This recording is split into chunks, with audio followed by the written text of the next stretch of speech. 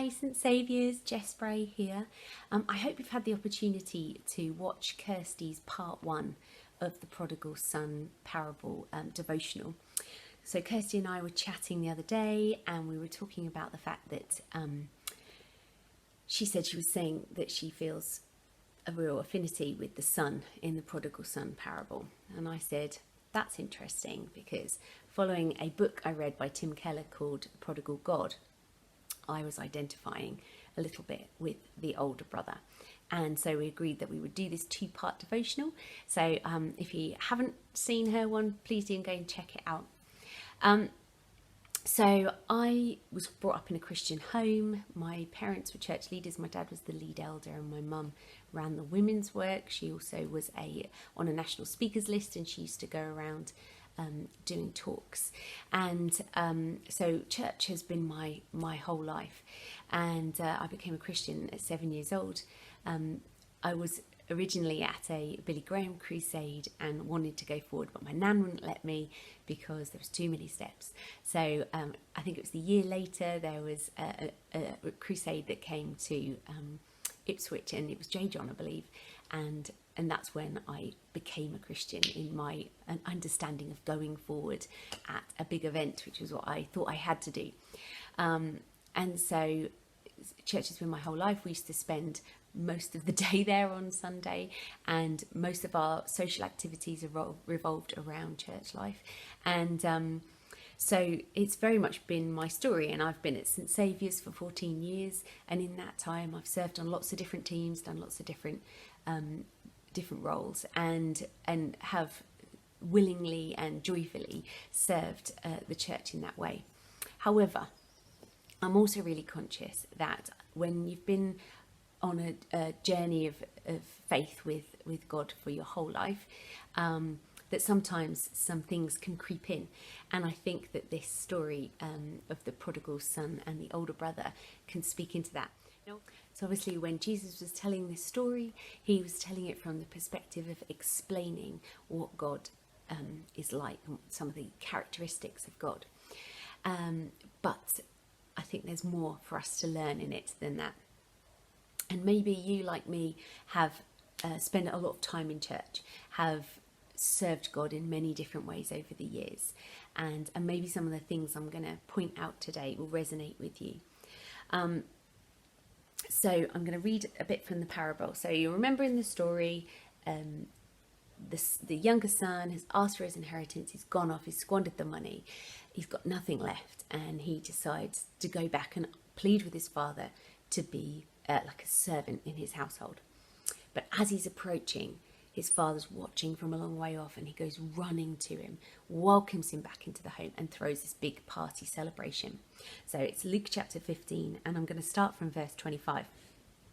Meanwhile, the older son was in the field. When he came near the house, he heard music and dancing, so he called one of the servants and asked him what was going on.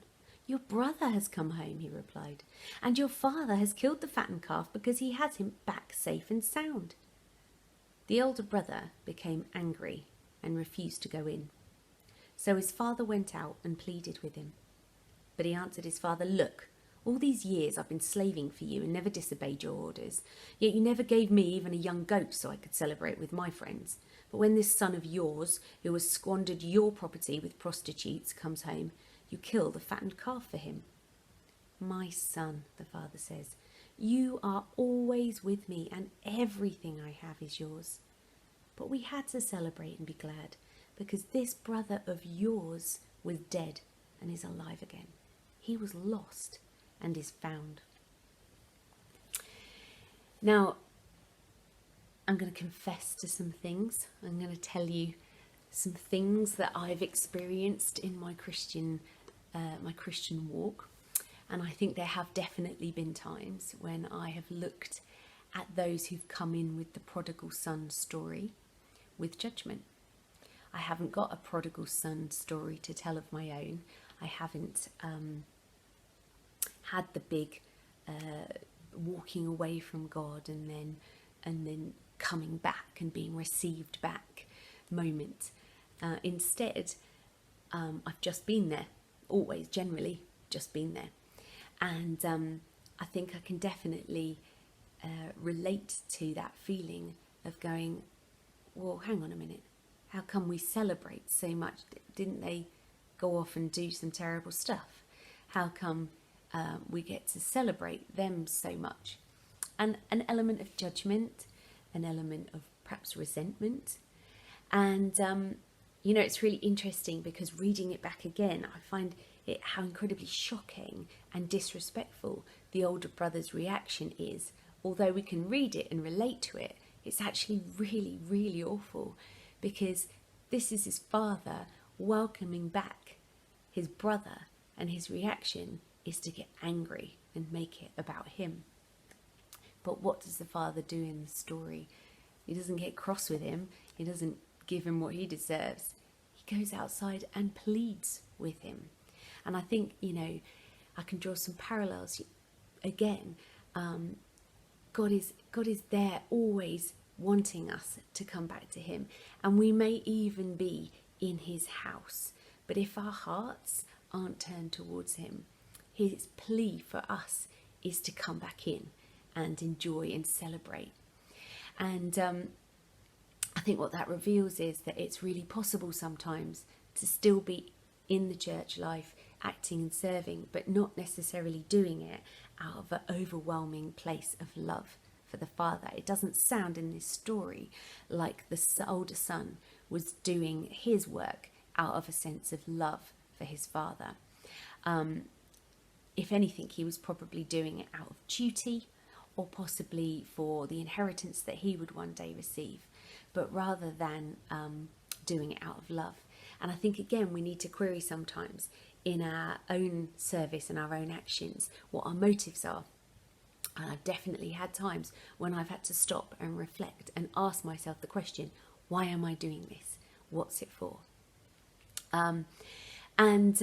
What's also interesting is that the older brother finds no joy and no fulfillment or pleasure even, in the returning of this brother, in the returning of this sinner who's come back to say sorry. And I think sometimes we miss the joy that there is to be had in seeing our brothers and sisters return. It's easy to miss the joy that there is in seeing our brothers and sisters returning to God. And so it's almost like the older brother thinks that he's earned himself some blessing. And I think, again, I perhaps, or others that I know, we could look at ourselves and say, have we been guilty of thinking that we could earn blessing, or that we should earn blessing, or that we could earn blessing, or that there's blessing out there even to be earned? And what's interesting is that we're essentially the really lost ones if we're in that place where we don't see what we have in front of us. And it's quite interesting, the father's response at the end, where he says, "You are always with me, and everything I have is yours." And it made me think, we have access to everything. That the longer we've been on a Christian walk, the more we understand how to pray, how to come into God's presence, how to worship, how to seek him, how to listen for him. We have access to all of that. We've heard the teaching, we've experienced it. We've got testimony after testimony of God's faith, of God answering our prayers, of provision, of experiencing God. We have all of this wealth to draw on. And I just wonder if sometimes we miss that, and we don't lean into all that God has already given us, and all the things we already have access to, just by the sheer nature of being in church, being in community and in fellowship with other Christians. And so that made me really reflect about that. Do sometimes we miss out by our own pride and our own sense of what we're owed, perhaps, or duty? So I don't know if any of that has resonated with you. Perhaps it's just me. But if it has, and you want to just reflect on that a bit, there's a verse in Psalm 51 that really jumped off the page at me today when I was preparing for this. And it's just Psalm 51 verse 10. And it says, "Create in me a pure heart, O God, and renew a steadfast spirit within me. And I wonder if maybe for some of us, we need to be asking God to renew that steadfast spirit in us, to cleanse our hearts. And then we need to enjoy the abundance of all that we have access to when we know and love God. Thank you.